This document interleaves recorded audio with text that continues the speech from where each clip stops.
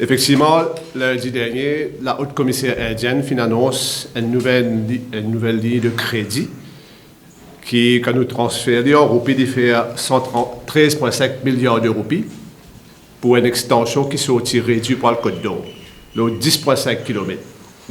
Alors, comment on gagne ça 10,5 km? On nous a fait une petite recherche. Le Exim Bank of India, ce site internet, là qui montre ça chiffre-là. Ça veut dire 13,5 milliards pour 10,5 km de voies ferrées entre Réduit et Côte d'Or est un suicide financier. Je ne pas pourrais aller dans les choses qui m'ont raisé là-dedans. Je pour prendre les choses qui m'ont fait apprendre hier à la radio, comme on a intervenu sur Radio Plus. Et là, je remercie mon camarade de la presse qui donne nous l'occasion pour exprimer nous-mêmes parce qu'il parle moins en congé. Et je finis le CEO, le docteur Dasmoutana. Ce n'est pas mon habitude pour amener un CEO dans un débat à profondeur, mais cette fois-ci, je vais vous faire une exception. Parce que beaucoup de affaires qui disent, ils surprennent moi. Alors, tout d'abord, ils disent comme ça que le métro est un succès fou.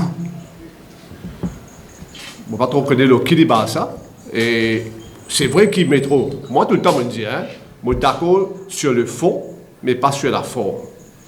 Nous tous connaissons qu'il métro péroule, enfin, je vais là tout à l'heure, et il dit comme ça que le projet peut continuer parce qu'il y a un succès. Il dit ça, hein?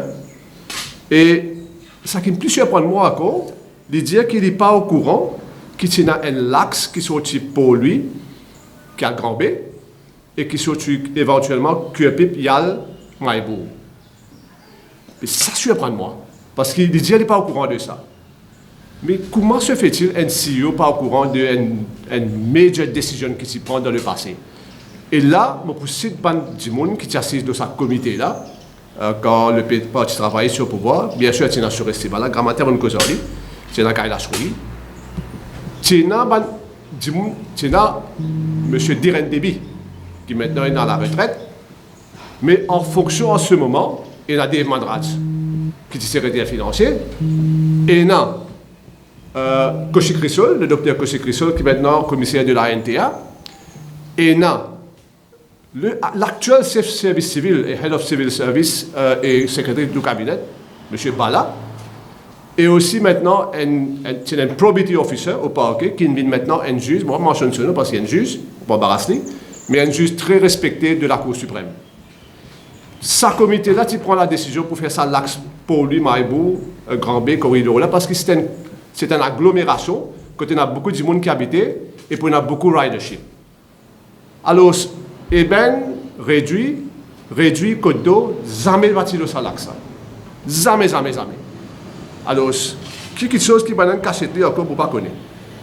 Mais ce qui surprend moi, c'est qu'il dit comme ça, nous pouvons attendre 20 000 passagers entre Réduit et Côte d'Or. Nous devons prendre en considération ce chiffre-là, il y a beaucoup de facteurs que nous devons prendre en considération là-dedans. Étant donné qu'il y a des réduits, il y a beaucoup d'étudiants de l'université.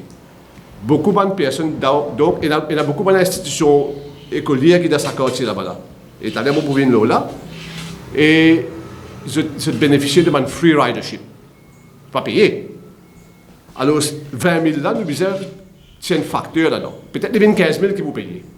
Mais 15 000 à la hauteur de 40 roupies de billet, et nous ne pouvons pas travailler 365 jours parce que dimanche, et conseil public, nous ne pouvons pas vous voyager, ça constate là.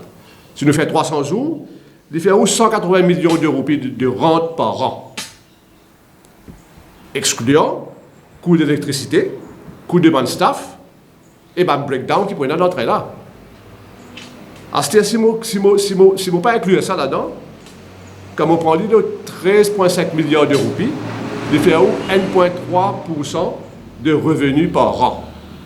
Si on dit la moitié là-dedans, dans un coût qui m'a fait mentionner, électricité et autres, il fait 0,6 ou bien 0,7% de rate of return par an.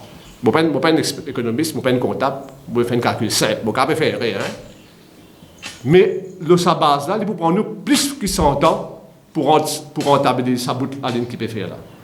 Plus que 100 ans, parce qu'il n'est même pas 1%.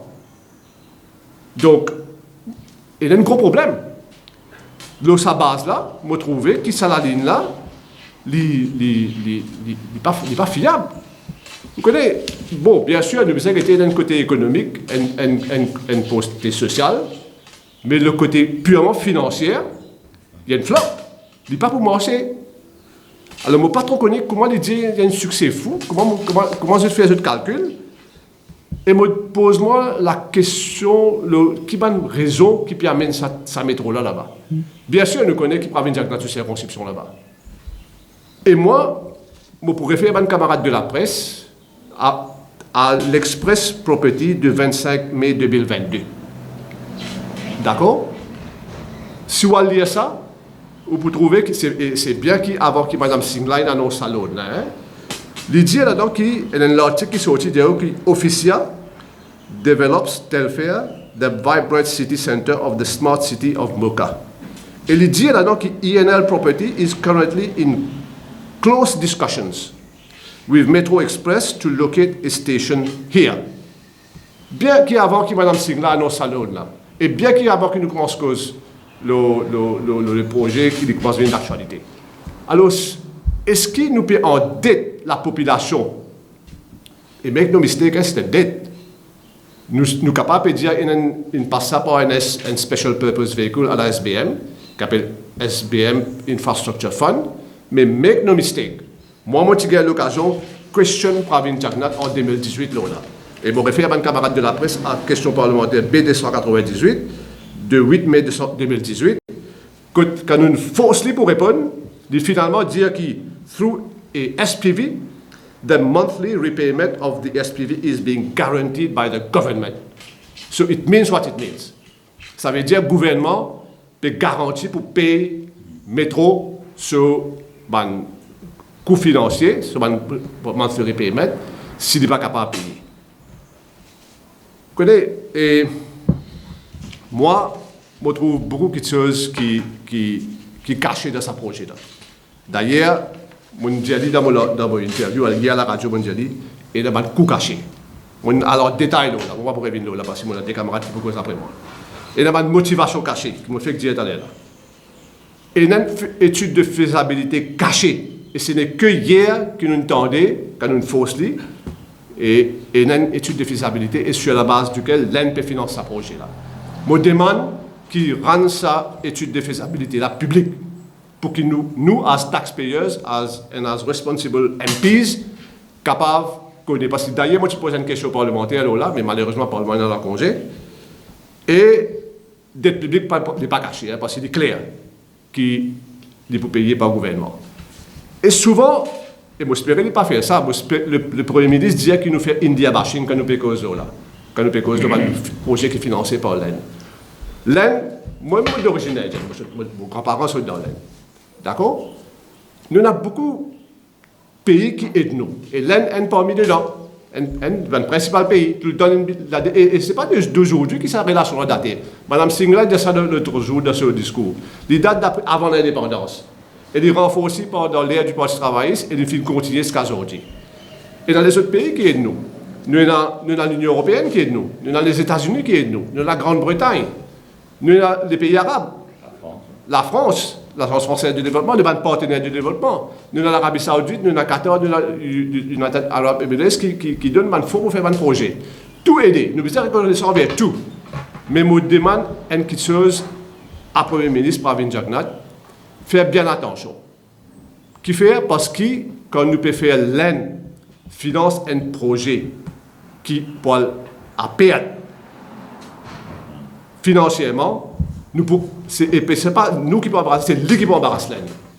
Parce que quand nous ne pouvons pas repayer sa loan là, c'est l'île Maurice envers l'ANP sur relation qui peut embarrasser. Alors nous devons gérer les fonds publics avec responsabilité. Et me demande que l'étude de faisabilité là rende publique pour nous ici nous capables de trouver si pas vraiment les fiables ou non. Si les fiables, ok. Mais si n'est pas fiable, nous pas embarrasser un pays amicalement. Merci.